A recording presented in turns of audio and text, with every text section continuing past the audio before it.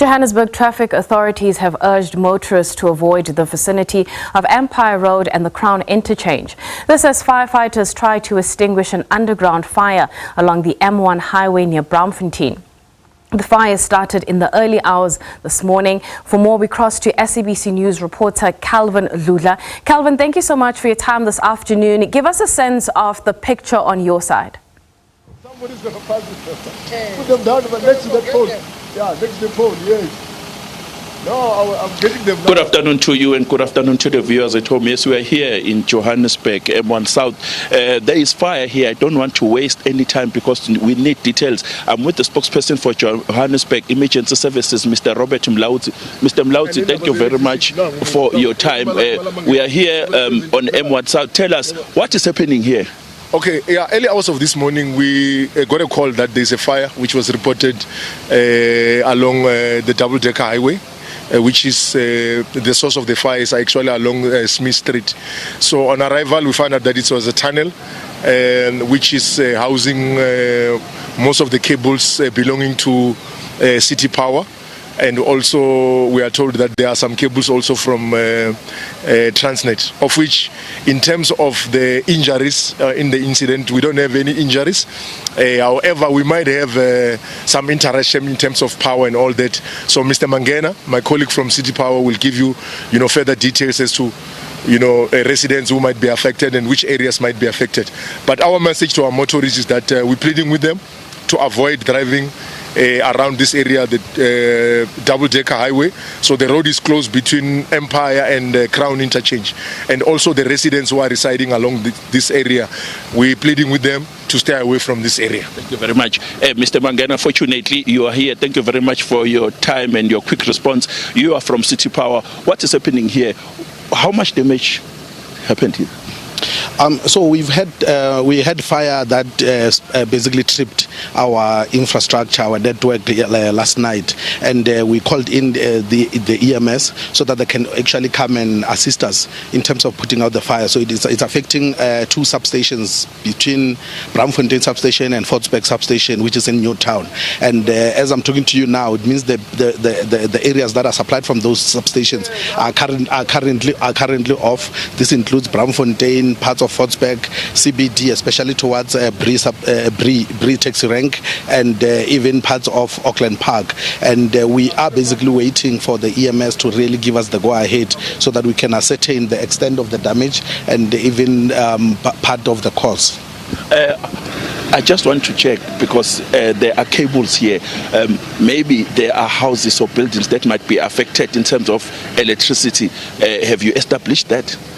Yes, so our cables are we suspect that what happened is there was attempted theft and vandalism of our infrastructure underground. So underground we've got tunnels that carry our 11 kV and 88 kV lines.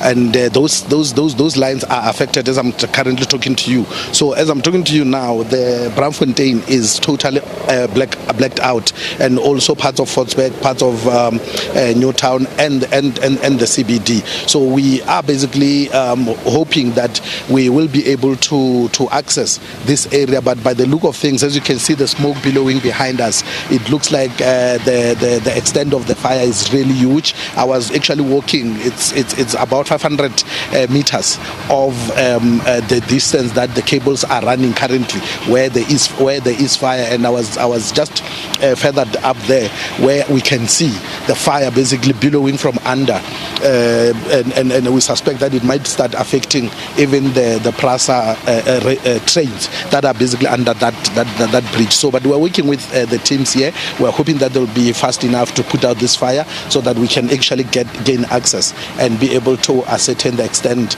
of the damage to our infrastructure, and that will give us an idea of how long it will take for us to basically do the repairs. Is the fire extinguished completely? So last night, as I mentioned, this fire started last night. So we thought it was completely extinguished last night.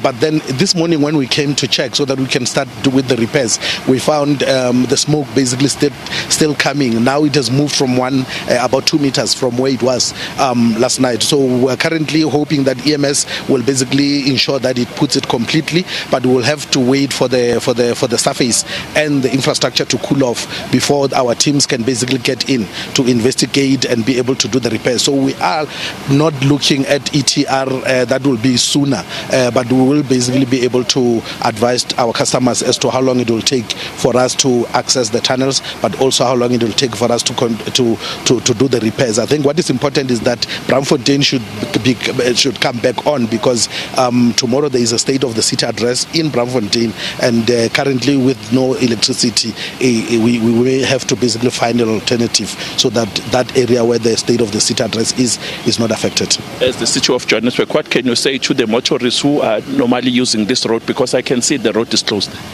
Yeah, we had to basically block the road from Empire to Crown Interchange so that we can basically ensure the safety of the residents. It's not safe to even be on top of this bridge because we don't know the extent of the damage underground there, the integrity, the structural integrity of the bridge. So, but also to allow the emergency services to be able to access some of these areas. Imagine if the roads were basically, the cars were moving up and down here, it would make the work difficult to put out the fire. So I think for that purpose, for those purposes, we had to basically close the road. I think colleagues have indicated where they diverted the traffic to the nearby feeder roads, and that's basically what we'll do until we have actually cleared this area. Thank you very much for your time. Thanks for having us. Thank you.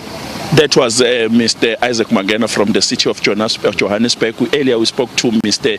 Robert Mulaudzi from Johannesburg Emergency Services. We have to get back to you in studio because of the smoke that is here. We'll hang around a little bit here and see if there are any developments that are taking place here. Back to you in studio for now.